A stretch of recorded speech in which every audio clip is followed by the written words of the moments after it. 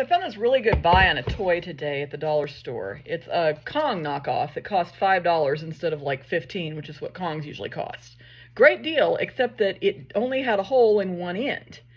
And the problem with that is that if the dog is playing with the toy, gets to going after something that's inside of it, gets their tongue stuck inside, physics will be working against them. It'll actually create a suction effect and they won't be able to get their tongue out. And there have been cases of dogs getting like a lot of swelling. There have even been fatalities over toys like this that were designed poorly and didn't have an air hole in the end to allow the thing to release the dog's tongue if he sticks it inside there.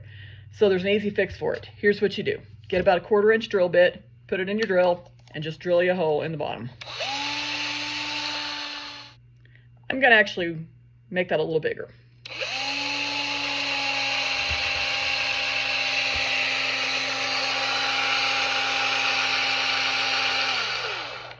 Just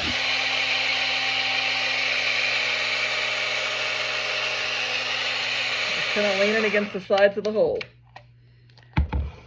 Now that's a good enough hole that I can see daylight through there. It's big enough, it'll allow air to pass through. I'm going to pick some of the little extra out here. That should be good enough that now we can use this. And the way you use one of these Kongs, or one of the knockoffs, is you fill it up with peanut butter and treats. You can put kibble in there, you can put whatever the dog likes. Put a little bit of easy cheese if you want to, whatever. You put it in there, you freeze the toy. Then, if the dog has separation anxiety, you can take that toy and give it to them when you're getting ready to go somewhere, and they will actually wear themselves out playing with it because they're trying to get the treats out, and it takes a while, and it keeps them thinking. And when you stimulate their mind, it really makes them more tired than if you just exercise them. You can also use this as your instead of. So if you have a dog that chews on things that you don't want him to chew on, inappropriate items like your shoes or, a belt or furniture or whatever. When you catch the dog chewing something you don't want him to chew, you correct it, of course, but then you immediately move them to another location and give them their frozen Kong full of goodies. That's a rewarding behavior. It's a self-rewarding behavior because that's more fun to chew on, and they're going to want that toy.